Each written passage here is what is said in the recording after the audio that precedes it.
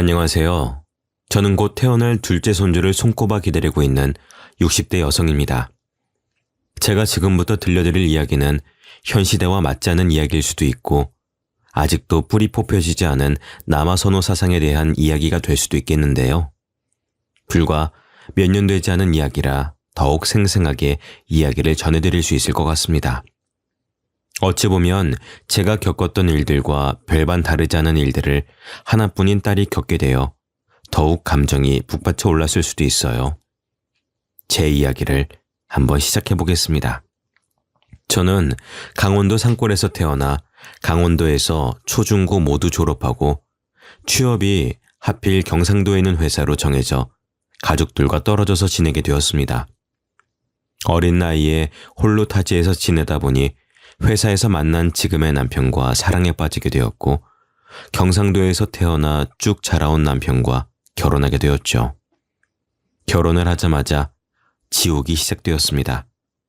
시댁살이 구박을 떠나 아들을 낳아야 한다는 아들 지옥이었죠.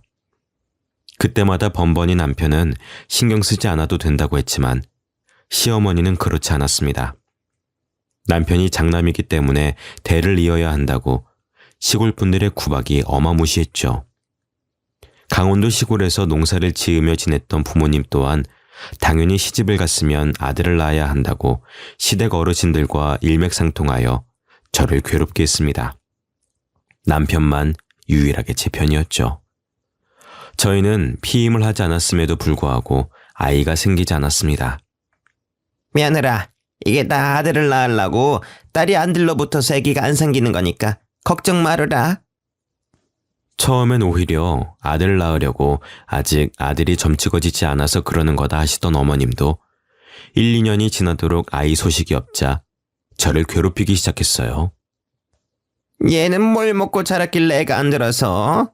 너 혹시 임신 못하고 그러는 거 아니야? 어? 병원 가서 검사라도 해봐야 되는 거 아니니? 그게 아니고서야 사지 멀쩡한 지지배가 애가 왜 안 들어서? 며느리 좀 냅두세. 응? 아들 하고 하도 스트레스 주니까 들어설 것도 안 들어서지. 시아버지는 그런 소리 하지도 말으라고 제 편을 들어주시긴 했지만 그것도 잠시. 5년이나 아이가 들어서지 않자 시아버지도 제게 병원은 잘 다녀보고 있느냐고 넌지시 아이에 대한 압박감을 주셨죠. 아이를 가지기 위해서 안 해본 일이 없습니다. 아들을 점찍어 준다고 유명한 삼신할매 무당을 찾아가서 1,000만 원짜리 굿도 해보고 부적을 사다가 백인잎 사이에 넣어두고 자기도 했고요. 동서남북 아이를 가질 수 있게 해준다는 비싼 음식들도 서슴치 않고 보내주셔서 다려 먹고 고아 먹고 약초들은 토할 때까지 먹어도 보았고요. 기도가 부족하다 해서 교회에 새벽 기도를 나가고 오후에는 절에 가서 절도 올리고 했죠. 그렇게 하루 종일을 시어머니의 손에 이끌려 아이를 갖게 해준다는 전국의 절은 다 돌아다닌 것 같습니다. 스님의 기도를 받아야 한다 어쩐다. 오히려 그 스트레스가 쌓여서 더욱 임신이 안 되는 것 같았죠. 시어머니도 점점 불임이 맞는 것 같다 하면서 동네 병원부터 서울에 있는 병원까지 저를 달달 볶아 데려가서 검사를 받게 했고요. 결과는 당연히 불임도 난임도 아니었지요. 그저 아이를 가지려고 스트레스를 너무 받지 마시고 때가 되면 다 찾아오게 되어 있으니 좋은 것만 생각하고 안정을 취하면서 자연 임신을 기다려봅시다. 보다 못한 남편이 자꾸 이런 식으로 하시면 아이고 나발이고 둘이서만 살겠다고 엄포를 놓는 바람에 놀란 시어머니께서 한동안 저에게 관심을 뚝 끊고 살았습니다. 관심을 끊은 지 3개월도 안 되어서 아이가 들어섰고요. 정말 꼬박 5년 만에 가진 아이였지요. 집안은 당연히 경사가 일어났습니다. 아들이 틀림없다, 아가야. 우리 아들이 나한테도 며느라한테 연락하지 말라고 신신당부를 했지만서도 어찌 심의가 돼서 그럴 수 있겠니? 응? 내가 좋은 거, 귀한 거 다 준비해둘 테니까 아가는 아들 낳는 생각만 하고 있어. 알지? 우리 집안 대가 끊기면 안 되는 집안인 거 꼭 아들 낳아야 한다. 꼭.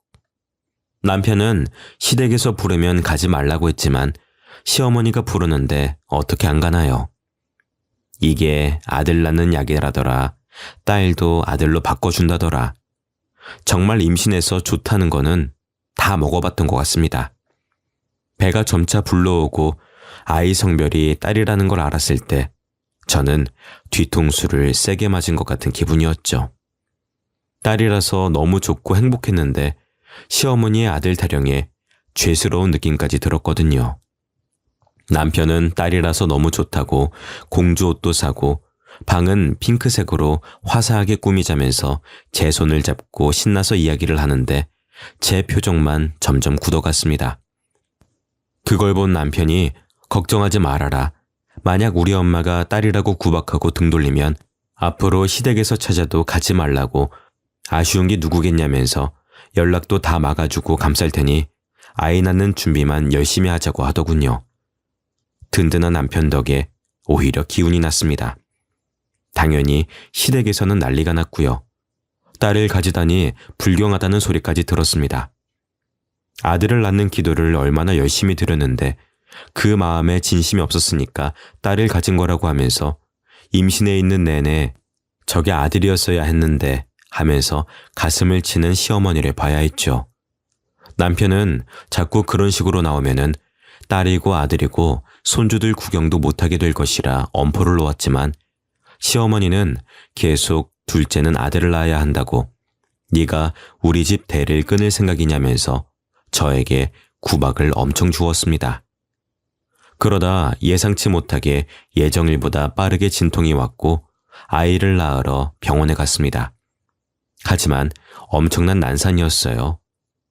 아이의 목에 탯줄이 감겨 있었고 아이는 이미 머리통이 빼꼼 나온 상태여서 급하게 응급수술을 했고 태반에 문제가 있어 피를 너무 많이 흘렸거든요. 수술 과정에서도 출혈이 잡히지 않았고 결국에 저는 자궁을 드러낼 수밖에 없었습니다. 생명이 위험했고 상황을 들은 남편은 어떻게든 살리기만 해달라고 자궁 적출에 동의했거든요.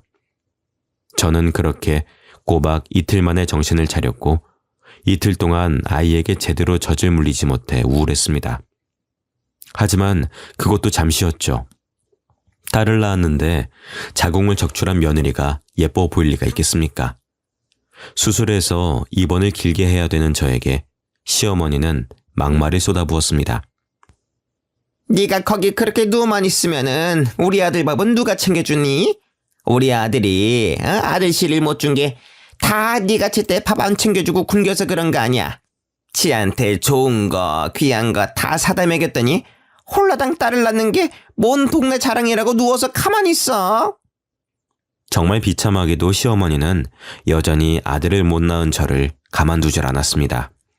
이제 노력해도 아이를 가질 수 있는 몸이 아니다 보니 괴롭힘은 거기서 멈추지 않았어요. 딸 하나 낳은 게 뭐가 그리 대수라고 미역국을 먹고 앉아있는지 원. 우리 때는 딸 낳으면 당장 밭에 나가서 고추 땄다. 아들을 낳아야 2, 3일 쉬고 하는 거지. 몸조리 할 게 뭐 있나? 어차피 둘째도 못 갖는 몸인데. 아들 낳을 새 며느리 드려야 되니까 그런 줄 알아. 저에게 아들을 낳아줄 새 며느리를 찾아야 한다며 저와 딸 보고 당장 집에서 나가라고 막말을 하시더군요. 남편이 제 출산 때문에 일찍 퇴근을 해서 병원으로 찾아오고 있었는데 시어머니는 그것도 모르고 아들이 출근해서 오후 늦게 오는 줄 알고 병실에 찾아와 울고 있는 제게 계속 막말을 퍼붓고 있었습니다. 그 내 아들 새장가 가야 하니까는 출생신고도 하지 말고 살아. 알겠어? 어디 아들 하나 못 낳아서 내가 너 아주 처음부터 마음에 안 들었어. 그렇게 기도를 했는데도 아들 하나 내려주시지 않는다니 그게 다 네 품새가 저주받아서 그런 거여. 우리 아들은 밥도 제대로 못 얻어먹고 아이고 불쌍한 우리 아들. 여자 하나 잘못 들여서 대도 끊기게 생겼구만. 저 딸년이 다 아들 잡아먹고 태어난 거여. 당장 죽여도 시원찮을련. 저를 달달 볶으시던 시어머니는 남편이 퇴근하고 병실에 들어서자 드디어 하던 말을 멈췄습니다. 그런데 남편이 병실 앞에서 모든 이야기를 다 들었더라고요. 얼마나 얼굴이 붉던지 화가 많이 난 표정으로 시어머니에게 따졌습니다. 어머니는 2번 다시 찾아오지 마세요. 예? 지금 힘들게 아이 낳느라 온몸이 성한 곳이 없어 누워만 있는 며느리한테 그게 할 말입니까? 딸이면 어떻고 아들이면 어떻습니까? 둘 다 내 자식인데 성별이 뭐가 그렇게 중요해요? 앞으로 우리 눈앞에 띄지 마세요. 다시는 저 찾아오지 마시라고요. 저는 남편이 그렇게 화난 얼굴을 한 모습을 처음 봐서 너무 깜짝 놀랐어요. 이혼은 죽어도 없다고 하면서 저에게도 2번 다신 자기 부모님 연락받지 말고 번호도 차단하고 이사도 가자고 하더라고요. 정말 뱉은 말은 지키는 남편이기에 저에게 친정에서 몸조리를 하고 있으라고 강원도에 제가 가 있는 동안 집도 이사를 했더라고요. 혼자서요. 저에게 연락이 안 되고 남편도 딱 선거어버리니 시어머니가 혼자 뭘 할 수 있겠어요. 2분 다 교통사고로 돌아가셨을 때 저는 장례식에도 가지 않을 만큼 그 뒤로 연이 완전히 끊어졌었죠. 하나밖에 없는 딸 얼마나 애지중지 이뻐하면서 키웠는지 집안 살림이 넉넉해서 아이에게 최고급으로만 해줄 수 있는 형편은 아니었지만 우리 아이가 하고 싶다는 건 다 시켜줄 수 있을 정도로는 평범하게 살았습니다. 어렵게 낳은 딸인지라 얼마나 물고 빨고 남편이 예뻐하는 수준도 과했죠. 그렇게 아이가 커갈수록 남편은 딸에게 시집가지 말고 아빠랑 평생 살자 했는데 정말 애가 30이 다 되어가는데도 남자친구 하나 사귀지도 않고 혼자 묵묵히 공부만 일만 하더라고요. 저는 솔직히 우리 애가 시집을 못 가려나 싶어 겁이 나기도 했죠. 특출나게 이쁜 외모도 아니고 몸매가 콜라병도 아니긴 했지만 그래도 평범하고 무난하고 자기 일 잘하는 똑똑한 아이였어요. 남편은 요즘 시대에 비혼이다 뭐다 많기도 한데 굳이 꼭 시집을 보내야 할 이유가 있겠냐면서 평생 같이 사는 것도 좋다고 했지만 딸 가진 엄마로서 또 그게 마음 편히 먹고 냅둘 일도 아니다 싶었죠. 대학원까지 졸업해서 자기 연구 열심히 하며 똑똑 박사로 살고 있는데 결혼을 못하면 그것도 사회에서 약간 흠이라고 생각됐기 때문이었어요. 저는 딸 나이가 30이 넘자 부랴부랴 중매쟁이들을 알아보고 다녔어요. 그 중에서도 나름 동네에서 유명한 중매쟁이에게 신신당부를 하며 부탁을 했죠. 그러자 중매쟁이가 살짝 귀뜸을 해준 선자리가 있었어요. 집이 중소기업을 운영하는 건물도 여러 채 보유한 부잣집 둘째 아들이 있는데 남자 성심도 괜찮긴 한데 시어머니가 아들을 좀 싸고 들긴 하더라고요. 어차피 딸이 똑똑이도 해서 괜찮을 것 같긴 한데 한번 만나보겠냐고요. 시어머니가 아들을 싸고 돈다는 게 영 마음이 찝찝해서 됐다고 했어요. 제가 당한 게 한두 개도 아니고. 고부간의 갈등은 없어야 결혼 생활도 순탄하게 유지가 된다는 걸 일찌감치 깨달았으니까요. 중매쟁이가 며칠 뒤에 딸내미 이야기를 슬쩍 했더니 그 집에서도 관심을 보인다면서 한번 만나보는 게 어떻겠냐고 했어요. 아니, 그 집 어머니가 아들을 너무 순수하게 착하게만 키운 것 같다고 해서 어디서 똑부러진 아가씨가 집에 들어오면 너무너무 좋을 것 같다고 하잖아. 자기는 일절 시집살이 같은 거 안 시키고 최고로 좋은 것만 해주면서 살 테니까 기회가 되면 꼭 한번 만나게 해달라고 부탁하지 뭐야. 그 집 아들이 글쎄 너무 착해서 바보 같다고 하대. 또 그런 남자 만나야 쥐어잡고 살지. 안 그래? 중매쟁이가 이 집은 놓치면 아까운 집이니까 한번 만나나 보는 게 어떻겠냐고 했고 저는 그날 저녁에 집에 가서 딸이랑 남편에게 이야기했죠. 남편은 아들을 감싸고 도는 게 마마보이 아니냐고 했지만 저도 남편에게 당신도 어머니가 엄청 싸고 돌았지만 당신은 마마보이는커녕 연 끊고 살지 않았느냐고 반문했죠. 그랬더니 또 그건 그렇다면서 딸에게도 한번 만나보라고 하더라고요. 딸도 약간 숫기가 없어서 걱정이 되긴 했지만 그래도 연애 한번 못 해보는 건 좀 그렇다며 만나보겠다고 했어요. 중매쟁이를 통해서 만날 날짜를 잡고 딸에게 이야기를 해주었죠. 첫 선짜리라 그런지 분홍색 원피스에 머리까지 착착 예쁘게 준비하고 나가는 딸이 귀엽더라고요. 그렇게 나간 지 몇 시간이 지나서 집으로 돌아온 딸의 표정이 약간 애매했습니다. 무슨 일이 있었느냐고 물으니 웃으면서 저에게 묻대요. 엄마, 보통 선자리에 상대방 어머님이 같이 나오나? 얼굴 보러? 아니? 뭐 금방 얼굴 보고 인사하고 가시긴 했는데 영 찝찝해서 말이야. 그래도 대화도 잘 통하고 엄마랑 같이 나온 거 말고는 정말 괜찮긴 했는데 마마보이도 아니고 어머니가 극성인가? 와서 찬찬히 얼굴 살피고 인사하더니 가더라고. 아유, 너무 마마보이 아니야? 너 조심해야 된다. 세상에는 말이야, 아직도 엄마 치마폭에 휘둘려서 엄마가 하라는 대로만 하는 성인 남자도 많단 말이다. 그런 남자 만나면 결혼 생활 많이 힘들다더라. 우리 딸은 그런 남자 절대 만나면 안 돼.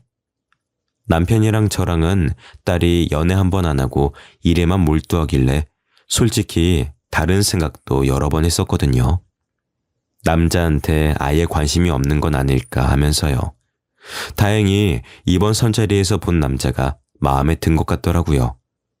그래도 찝찝한 마음이 남아서 딸에게 그 엄마가 같이 나온 게 마음에 걸리니까 그냥 다른 선자리 알아보자 했어요. 딸도 그 부분이 좀 걸렸는지 알겠다고 하더군요. 그런데 그 이후로 중매쟁이도 그렇고 남자 쪽에서도 계속 딸에게 연락이 왔어요. 마음에 안 들었던 부분이 있었다면 고치도록 노력하겠다면서 우리 딸이 너무 마음에 들어서 그러니 몇 번만 더 만나고 그때 다시 결정해도 늦지 않는다면서요. 딸은 고민하다가 그래도 남자가 꽤 괜찮긴 했다고 만나보겠다고 했어요. 중매쟁이도 며느리 들어오면 건물도 해준다고 하고 애지중지 이뻐해주겠다고 신신당부를 했다면서 이런 집 어디 가도 없다고 부추겼죠. 딸은 두어 번 더 그 남자를 만났어요. 남자가 첫 만남에 엄마가 따라와서 많이 부담스럽지 않았느냐며 딸에게 미안하다고 연신 사과했다고 하더라고요. 본인이 집안 때문에 여자에게 당한 적도 많고 여자친구를 많이 사귀어 본 적 없어서 엄마가 많이 걱정하셔서 따라온 거라고요. 생각해보니 그 부분이 마이너스일 것 같다는 생각이 들어서 사과한다고 했다더군요. 딸은 그 진심이 보였다고 했어요. 그 이후에는 그쪽 부모님의 간섭이 전혀 없었고 남자와 대화도 잘 통하고 또 돈도 잘 쓰고 아까워하지 않는 모습이 마음에 든다고 했었고요. 딸이 그렇게 그 남자와 몇 번 데이트를 하더니 약간 곤란한 얼굴로 저와 남편에게 남자 쪽에서 우리 집에 인사를 오고 싶어 하는데 괜찮겠냐고 물어봤어요. 아니, 만난 지 몇 번이나 됐다고 벌써 집에 인사를 온다 그래? 정이야, 진짜 괜찮은 사람 맞아? 네가 남자 보는 눈이 있기를 해 연애를 많이 해보기로 했어. 아무래도 아빠 생각에는 영 별로다. 순진한 우리 정이 꼬셔다가 뭔 짓을 할지도 모르고 너무 서두르는 것도 수상하고 안 내켜. 딸은 원래 선자리가 그런 거 아니냐고 하더라고요.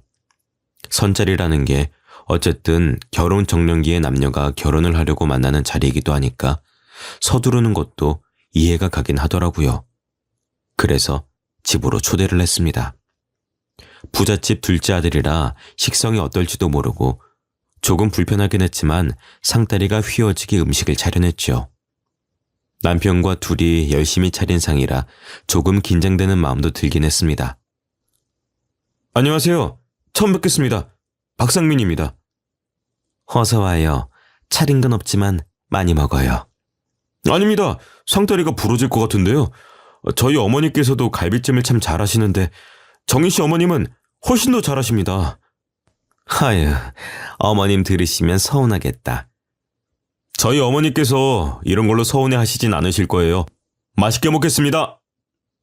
서글서글하니 생긴 것도 훤칠하게 잘생겨서 마음에 들긴 했습니다. 확실히 마마보이 같은 모습도 보이지 않더군요. 그냥 어머니를 잘 챙기는 서글한 아들 같은 느낌이었어요. 남편은 당연히 딸과 잘 지내는 모습이 탐탁치 않아 보였겠지요. 그 어릴 때부터 품에 안고 한 번도 남에게 넘겨주지 않았던 딸이니까요. 생긴 건 잘생겼는데 말하는 거나 뭐나 행동이 침착해 보이진 않는다면서 저에게 은근슬쩍 반대의 의사를 비치길래 저 정도면 훌륭하지 않느냐고 저도 말했어요. 누구를 데려와도 성에 안 찰 게 분명해서 그냥 정의가 좋다고 하면 놔두자고 했지요. 남자를 보내고 나서 딸에게 물어보았지요. 그래서 정희 너는 어쩌고 싶니? 저는 괜찮은 사람 같아요. 어차피 결혼을 전제로 한 선짜리였고 저에게는 공주님 대접을 해줘요.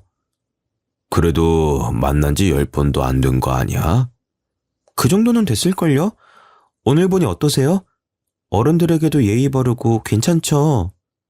그래. 처음에 뭐 엄마랑 같이 나왔다고 해서 영 자기 앞가림 못하는 놈일까봐 걱정됐는데 아니더라. 남편은 고작 30밖에 안 됐는데 결혼한다는 게 어불성설 같다고 했지만 그 남자를 한 번 더 보자고 했어요. 이번에는 밖에서 대접하고 싶다는 말에 불러주는 식당으로 갔더니 의리의리한 일식당집 룸을 예약했더라고요.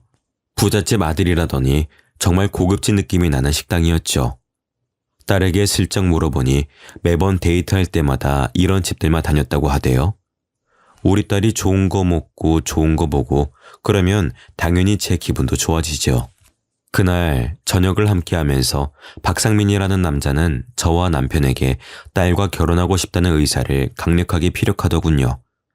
이미 신혼집으로 점 찍어둔 집이 있다면서 혼수는 따로 준비하실 필요 없다고 본인이 가전이며 가구며 최고급으로 다 준비할 테니 정희는 몸만 오면 된다고요. 신혼집도 일부러 위치를 저희 집과 예비사돈댁 가운데로 잡았다면서 한강이 보이는 한강뷰 아파트라고 하대요. 상견례도 빠르면 빠를수록 좋다고 대신 결혼식은 우리가 원하는 대로 맞추겠다고 하더군요. 스몰 웨딩이 하고 싶으면 스몰 웨딩으로, 거대하게 하고 싶으면 5성급 호텔 결혼식장에서 하겠다고요. 대신 본인 집안이 사업을 하기 때문에 따로 축의금 없는 결혼식으로 진행하고 싶다고 했습니다. 그렇게 번갯불에 콩 구워 먹듯 만나서 상견례를 했습니다.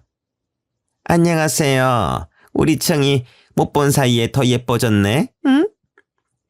감사합니다. 오시느라 불편한 건 없으셨어요? 말도 어쩜 이렇게 이쁘게 하는지. 그렇지 여보? 훈훈한 분위기로 시작된 식사 자리는 꽤 괜찮았어요.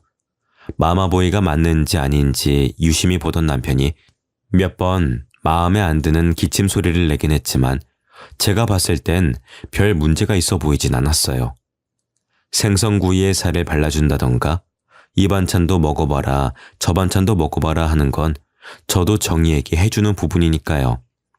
의외로 바깥사돈 될 분이 말없이 묵묵하게 식사에 집중하는 모습을 보면서 사업하시는 분이라 조금 무섭게 봤는데 별말 없으셔서 안심이 되었죠.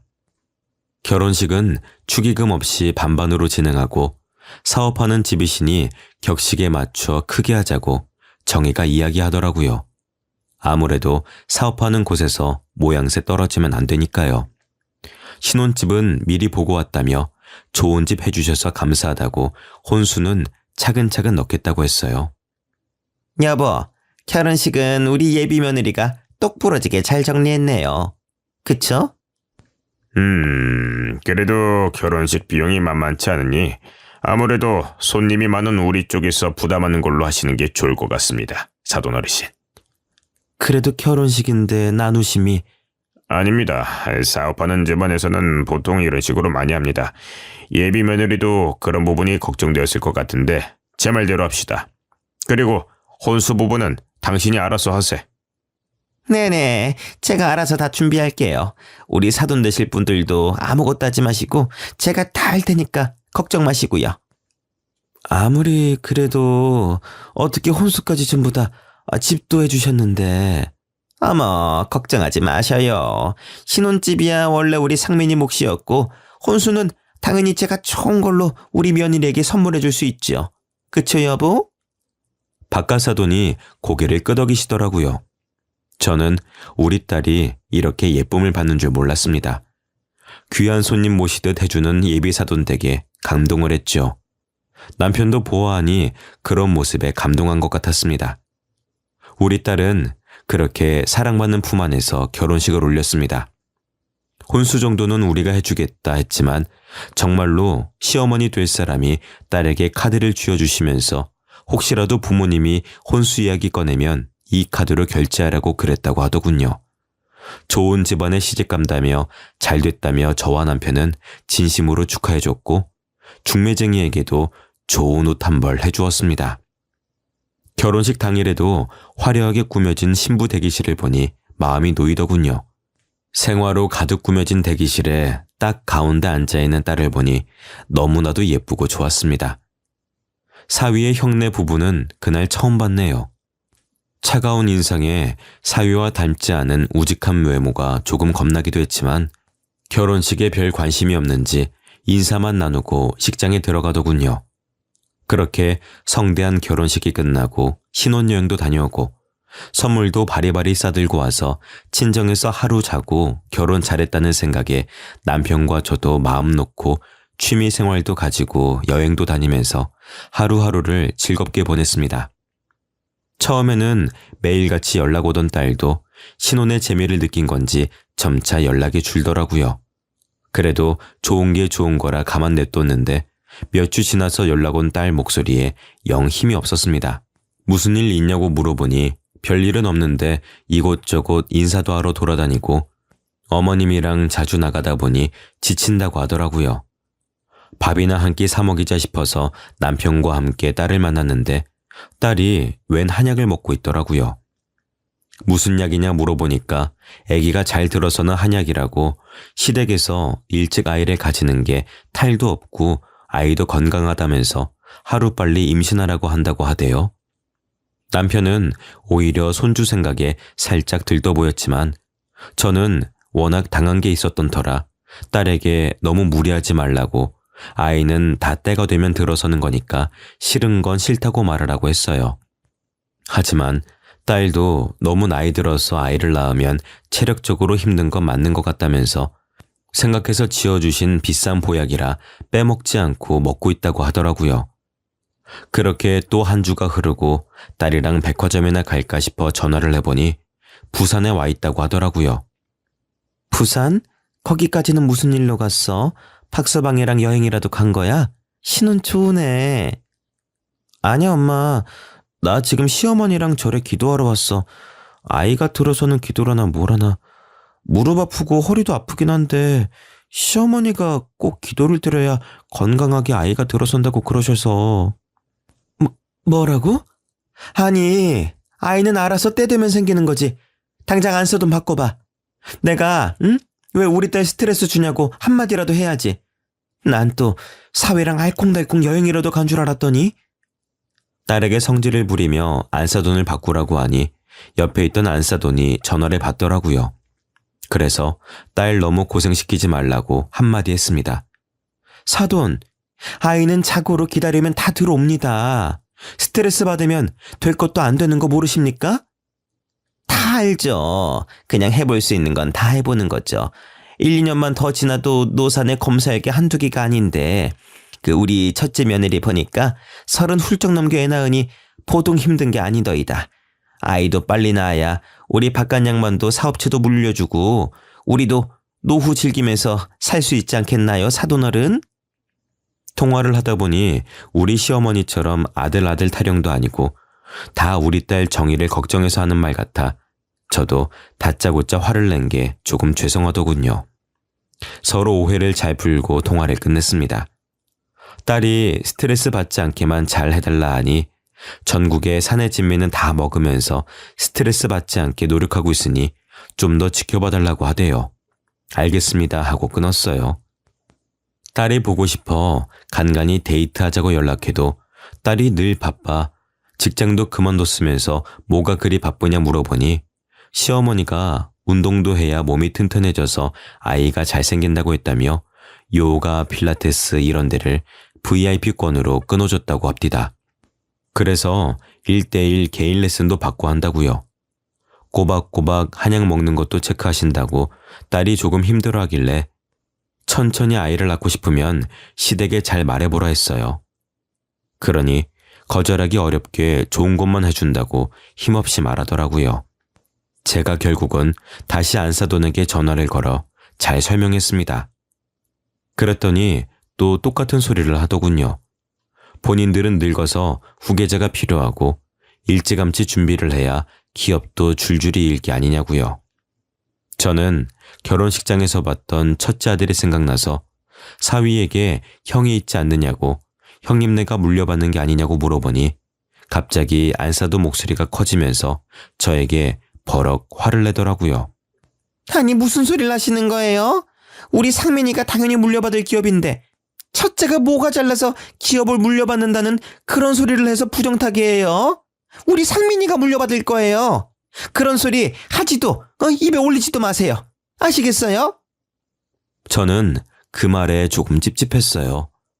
첫째가 있는데 굳이 둘째에게 물려줘야 하는 건 뭐며 내가 첫째 이야기를 했다고 사돈이 부정탄다는 말은 또 뭘까 싶었어요. 결국 그 노력을 한 지 1년 만에 딸에게 새 생명이 찾아왔습니다.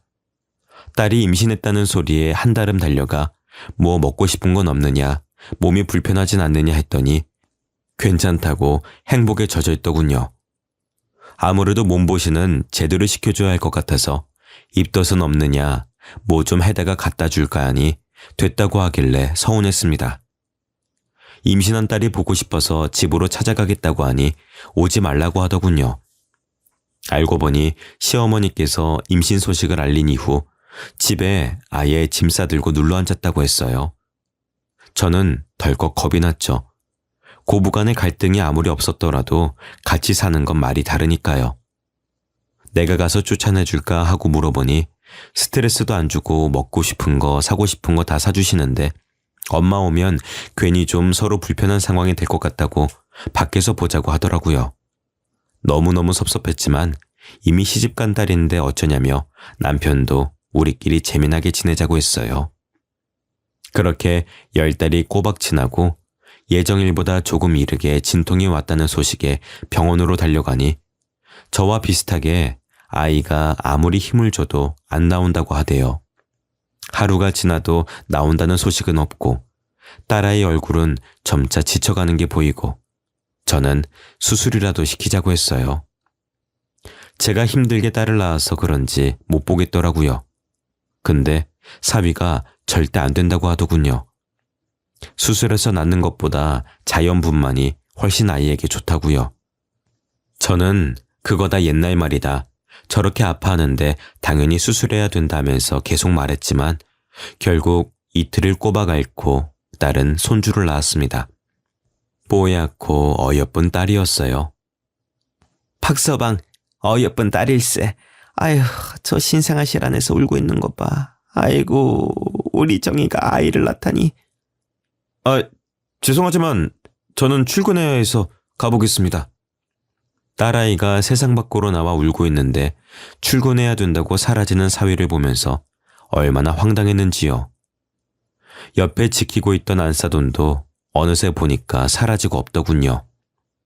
거기서 일찌감치 알아보고 이혼을 시켰어야 했는데 아직도 그게 후회로 남습니다. 세상에 이렇게나 어이가 없을 수 없었지만 일단 딸아이가 오랜 시간 진통을 겪었고 뼈 마디마디가 아프다는 말에 제가 옆에서 몸조리를 3일간 도와주었죠. 병원에서 퇴원하는 날도 바쁘다는 사위의 말에 저와 남편이 직접 예약해 두었다는 조리원으로 딸을 데려다 주었습니다. 그래도 사돈 어른이 예약해준 조리원이라 그런지 궁전처럼 으리으리하대요. 앞에 내려주고 들어가는 딸의 뒷모습을 보면서 저희도 집으로 돌아왔죠. 아무리 조리원 음식이 잘 나온다 해도 엄마 손맛만큼 좋으려나 싶어서 가서 미역국만 전해주고 올 생각에 바리바리 한솥을 끓여 조리원 앞으로 갔죠. 앞에 안내해 주시는 분께 이정희 산모라는 분께 좀 전해주세요 하고 미역국을 전하는데 갸우뚱하더라고요. 이정이라는 산모님은 안 계시는데 그때 조리원 오신 지 이틀 만에 퇴소하셨어요. 무슨 착오가 있는 거 아니에요? 여기 3주 예약했다고 했는데. 네, 맞아요. 처음에 3주 예약하셨는데 다음날 바로 어머님이 찾아와서 당장 퇴소하겠다고 난리를 치셔서 혹시 관계가 어떻게 되시는지요? 제가 친정어머니예요. 그때 그분이 시어머니신가? 아무튼 직접 예약해 주셨던 분이 와서 이걸 말해도 될지 모르겠는데 아들도 못 낳은 게 무슨 호사를 누리냐면서 당장 환불해달라고 난동 부리셨거든요. 저희 조리원이 환불도 안 되고 그냥 몸조리 편하게 하고 가시라고 했는데 절대 안 된다고, 딸 낳아놓고 쉬는 건 말이 안 된다고. 아무튼 저희 원장님도 저런 사람 처음 본다면서 소동 없이 그냥 환불해주라고 하셔서 보내드렸거든요. 저는 거기서 완전 뒤통수를 맞은 것 마냥 얼얼하게 굳었습니다. 그간 딸에게 좋은 거다 하고 먹인 모든 게 전부 아들 낳는 약재였나 싶었어요. 제가 그렇게 당해본 사람이라 단박에 느낌이 왔을 때 한 소리 크게 했어야 했는데 딸에게 비싸고 좋은 것만 준다고 하니 그 말만 철석같이 믿었던 게 아니겠습니까? 저는 미역국을 들고 딸네 집으로 바로 찾아갔어요. 안 싸더니 짐까지 싸들고 들어왔다고 하는데 얼마나 그동안 우리 딸이 속이 상했을까 싶었죠. 집 앞에 도착해서 딸이 사용하는 비밀번호를 누르고 들어가니 역정내는 소리가 들리더라고요. 나 몰래 너네 엄마 만나고 오고 그런 거 아니야? 내가 뭐라 그랬어? 너네 엄마도 딸밖에 못 낳아서 아들 없으니까 부정 탄다고 내가 만나지 말라고 그랬지? 임신해 있는 그동안을 못 참아서 일을 이렇게 그르쳐? 어떻게 아들 낳는 약에 기도에 부적에 안 쓴 게 없는데 딸을 낳아? 이게 다 네 몸이 잘못돼서 그런 거 아니야? 어머님, 성별은 제가 정하는 게 아니라 남편이 정하는 거잖아요. 어마어마어마, 이거 말하는 것 좀 봐. 네가 정확하게 아들 정자를 골라서 받았어야 했을 거 아니야. 여자가 돼가지고 그런 정자 하나 제대로 못 골라내고 덜컥 딸을 갖는 게 말이 돼? 저는 더 이상 듣지 못하겠어서 달려가 안싸돈의 팔을 확 잡아챘죠. 지금 우리 귀한 딸한테 무슨 소리를 하시는 겁니까, 사돈? 비밀번호도 알아요? 이거 봐. 내가 그렇게 아들 낳아야 된다고 부정 타는 거 만나지도 말랬더니 내가 와서 감시를 하면 뭐해? 내가 모르는 사이에 이렇게 왔다 갔다 하면서 다 만나고 있었네. 내가 그렇게까지 아들 낳아야 된다고 마음가짐 바로 먹고 노력하라고 했는데도 그 말을 안 들어서? 아니, 지엄이 만나는 게 어떻게 부정 타는 일입니까? 사돈댁, 말은 바로 합시다. 아들 낳아봤어요? 우리 집은 아들이 중요하단 말입니다. 첫째네 집에도 딸만 둘이라고요. 우리 아들이 아들 낳아야 된다고, 아들. 아무튼 그런 줄 알고 둘째는 무조건 아들 낳아야 되니까 사돈댁도 그런 줄 알고 협조하세요. 알겠어요? 이만 가볼 테니. 예, 둘째 임신하면 연락하거라. 사돈댁이 그렇게 사라지고 나서 딸은 우는 아이를 그제서야 달래더라고요. 딸도 눈물 범벅이 되어 제 맘이 찌르르 울리더라고요. 사위가 올 때까지 끓여온 미역국도 먹이고 대신 손녀딸도 안아주고 좀 자두라고 했어요. 사위가 퇴근하고 오자마자 삿대질을 하면서 쏘아대니 사위가 그러더군요. 저도 저희 엄마가 그러는 걸 막을 수가 없어요. 엄마가 시켜서 정희한테 해줄 거 다 해줬는데 정희가 엄마 말을 안 들어서 이사달이 난 걸 어떻게 해요?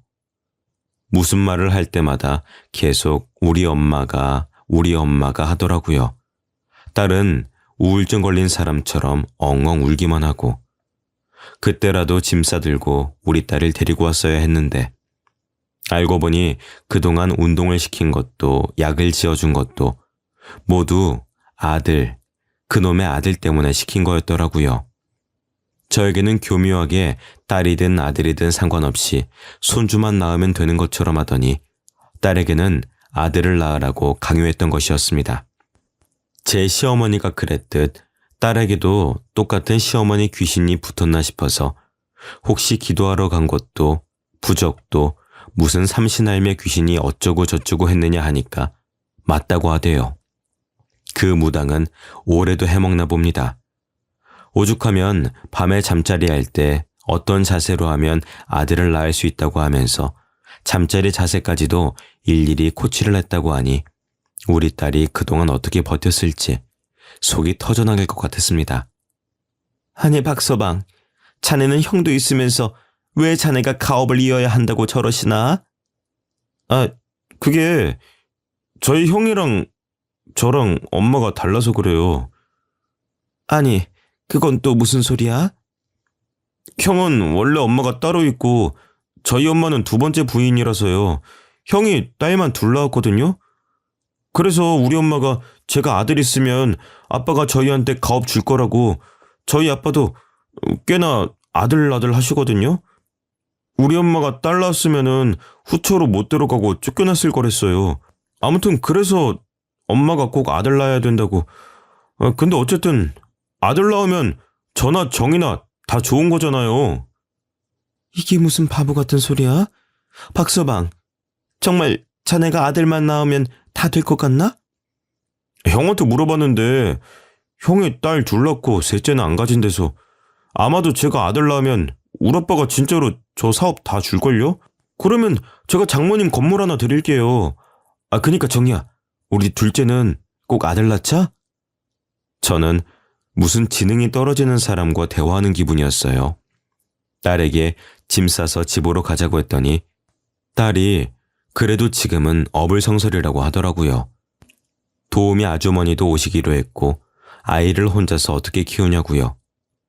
저렇게 답답한 소리를 계속하면 그때는 정말 짐 싸들고 가겠다고 해서 일단 몸조리도 제대로 못했고 하니 도우미 쓰면서 쉬다가 때 되면 오라고 했어요. 똑똑이인 줄 알았던 딸이 완전 헛똑똑이었어요. 곰곰이 생각해보니 똑똑한 손재가 필요해서 가방끈이 긴 딸을 마음에 들어했던 것 같은 거예요. 그것도 모르고 당한 기분이라 속에서 천불이 났죠. 퇴근한 남편에게 이 사실을 전부 말해줬더니 아주 뒤집어지게 소리를 질렀습니다. 그걸 그냥 듣고만 있었단 말이야? 머리채라도 쥐어뜯었어야지. 내가 가서 얼굴이라도 한번 세게 핥혀야 속이 확 풀릴 것 같은데. 응? 어디 귀한 딸한테 그런 막말을 해? 아니, 아들이면 어떻고 딸이면 어때?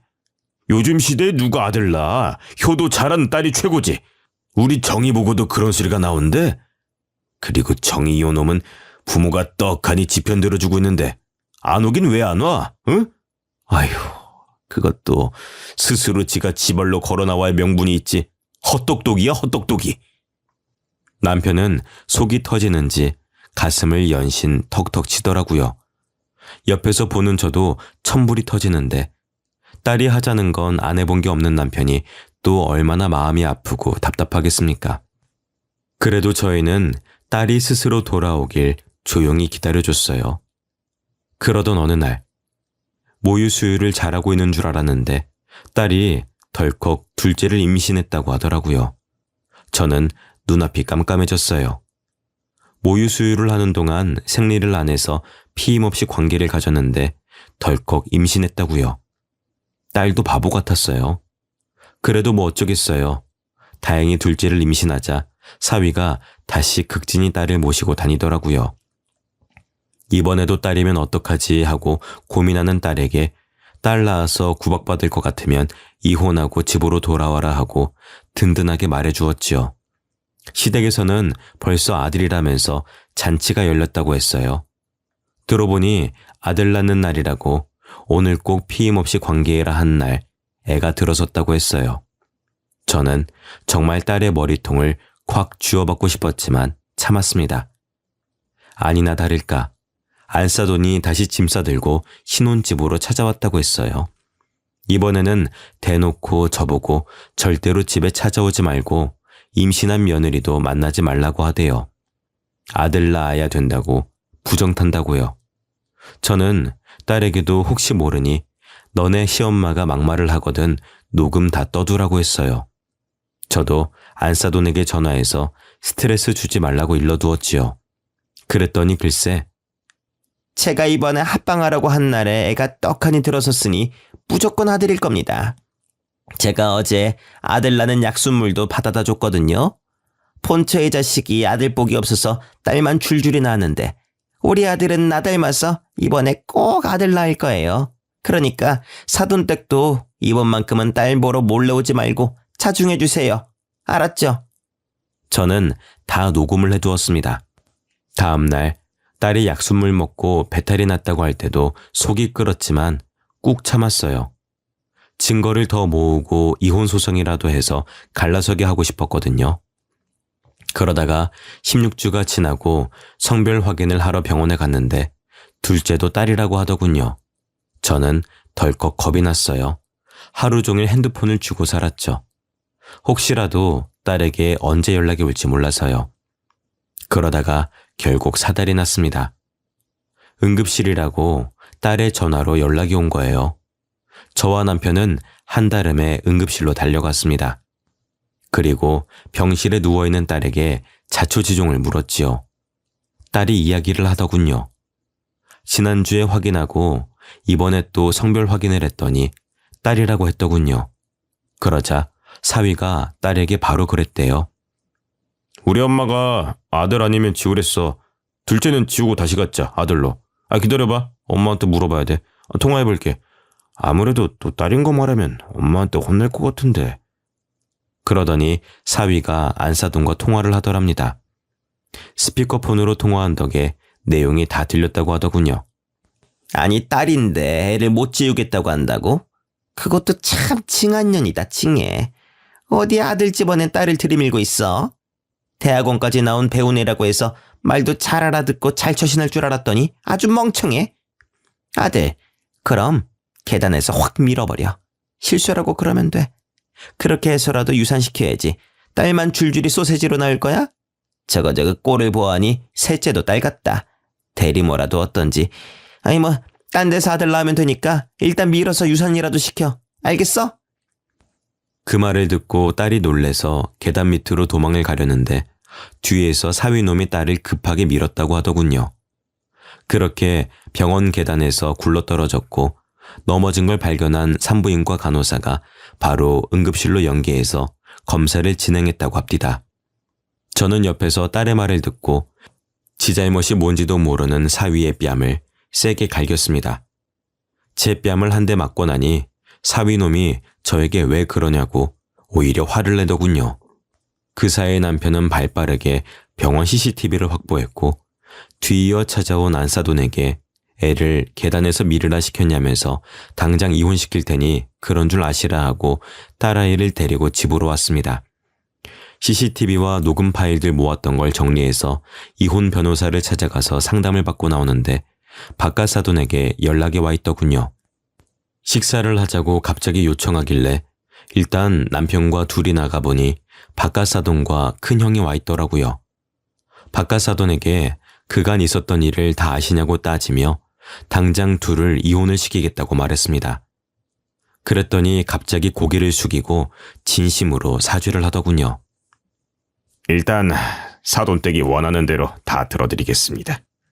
언론에만 뿌리지 않겠다고 서류에 사인을 해주시면은 이혼도 당연히 원하시는 대로 진행해드리고 며느리 명의로 노른자 땅 건물도 하나 해드리죠. 그래도 제 손녀딸들인데 그 정도는 해줘야 피를 나눈 할아버지로서 마음이 편할 것 같습니다. 물론 제 아들이 지은 죄가 있으니 사죄의 의미도 있죠. 생각보다 일이 잘 풀려가는 느낌이라 알겠다고 당장 협의이혼 해달라고 했지요. 양육권과 친권 또한 당연히 딸에게 달라고 했습니다. 뭐든지 원하는 대로 해주겠다고 말하더군요. 그렇게 일사천리로 모든 일이 착착 진행되고 이혼이 마무리되는 날, 그 형이라는 작자가 우리에게 덕분에 일이 잘 풀렸다면서 후처에 자식의 욕심이 컸다고 저희에게 1억을 현금으로 주겠다는 겁니다. 저희는 찝찝하고 싫다고 거절했으나 몸조리도 제대로 시켜주고 조카나 다름없는 선물이라고 생각하고 받아달라고 하더라고요. 안 받으면 동생놈을 한국으로 부르겠다고 해서 뭔 말인가 했더니 그날 식사 자리 이후 바로 이혼이 시작되자마자 안사돈과 함께 해외로 유배 보냈다고 하더라고요. 그래서 그냥 1억을 받기로 했습니다. 1억을 가지고 지금은 둘째 막달이라 태교 열심히 하면서 아이 낳는 데만 신경 쓸 수 있도록 저와 남편이 극진히 딸아이를 살피고 있고요. 첫째는 좋은 도우미 분과 함께 육아하면서 잘 키우고 있습니다. 다행히도 지금 딸은 우울증도 많이 좋아졌고요. 둘째를 기다리며 하루하루를 행복한 생각만 하면서 보내고 있습니다. 지금까지 저의 이야기를 들어주셔서 감사합니다.